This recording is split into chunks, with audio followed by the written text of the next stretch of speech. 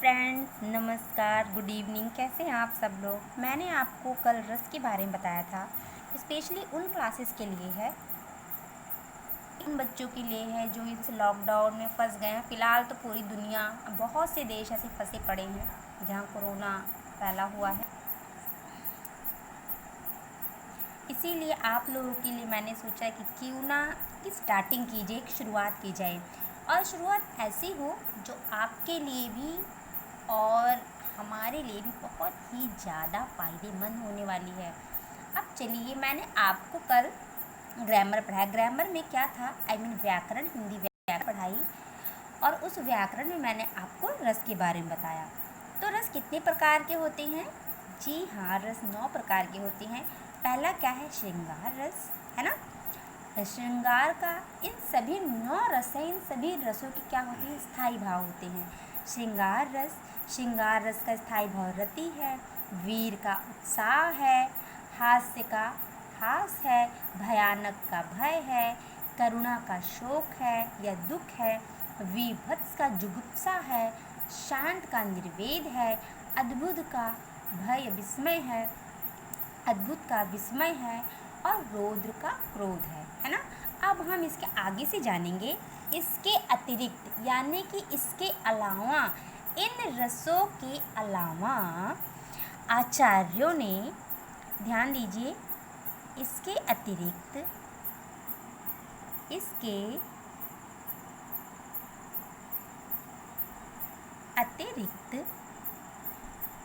आचार्यों ने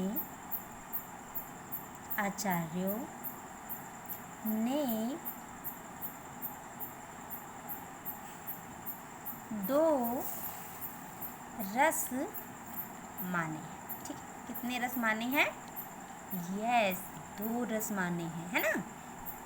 पहला कौन सा है? पहला है भक्ति रस, है ना। और इसका स्थायी भाव क्या रहता है? इसका स्थायी भाव भाई रति है।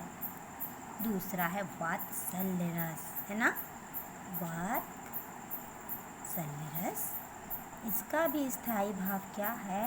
इसका भी स्थायी भाव रति ही माना जाएगा, है ना।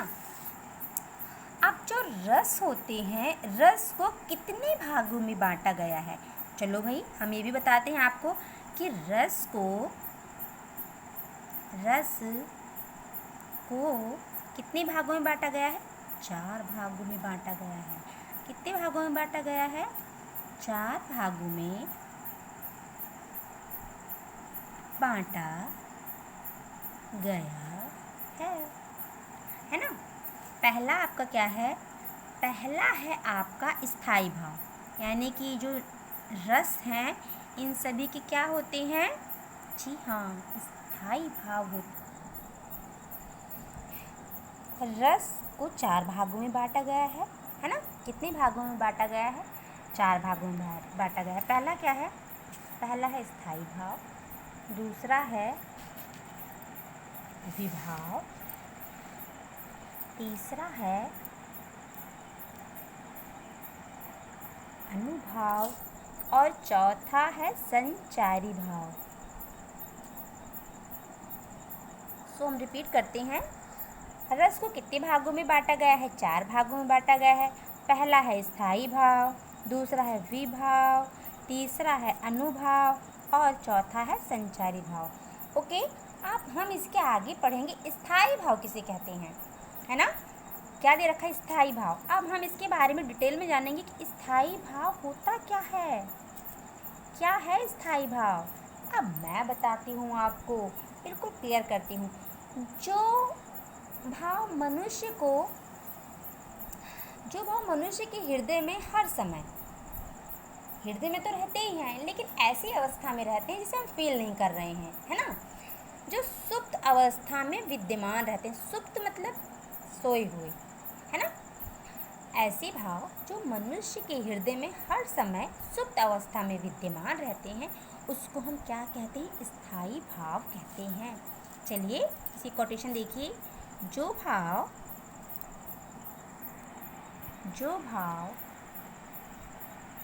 मनुष्य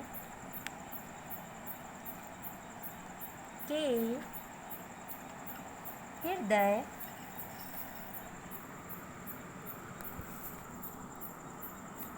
में हर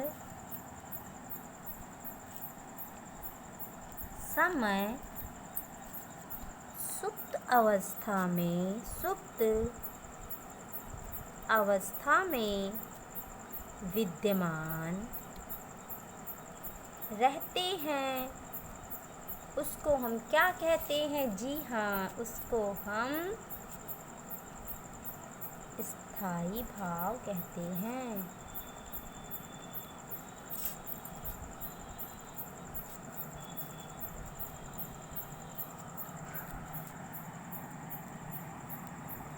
अब हम जानेंगे विभाव के बारे में। किसके बारे में?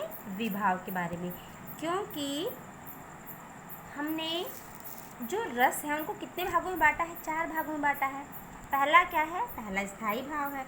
उसके बाद क्या है? विभाव है। अब स्थायी भाव के बारे में आपको बताया गया, अब आपको बताया जाएगा विभाव के बारे में।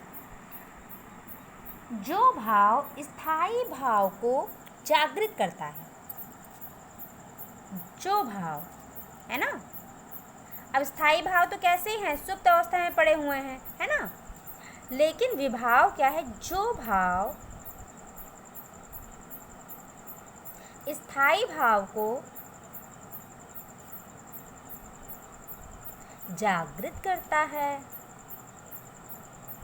स्थायी भाव को जागृत करता है ना,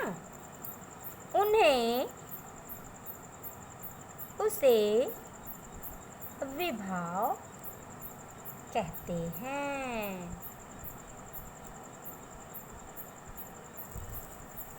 जो कितने प्रकार के हैं? 2 प्रकार के हैं, जो 2 प्रकार के माने गए हैं, है ना। 2 प्रकार के माने गए हैं। पहला है माने गए हैं। पहला है आलंबन विभाव।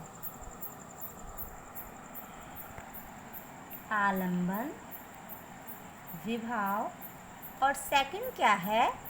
उद्दीपन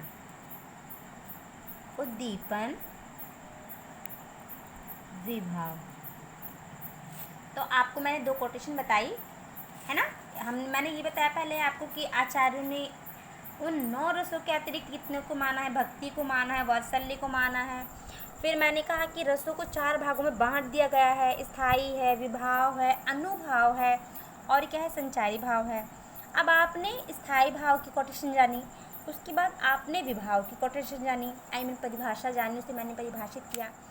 अब आपको ये बताना है कि इसमें आपको कौन सी चीज़ नहीं समझ आई है। आज तो प्लीज़ आप कमेंट करिए, कमेंट बॉक्स में जाके कमेंट करिए, हमारी गलतियों को उजागर कीजिए, और प्लीज़ लाइक और सब्सक्राइब कीजिए। और मेरा वीडियो देखने के लिए सब्सक्राइब करते रहिए।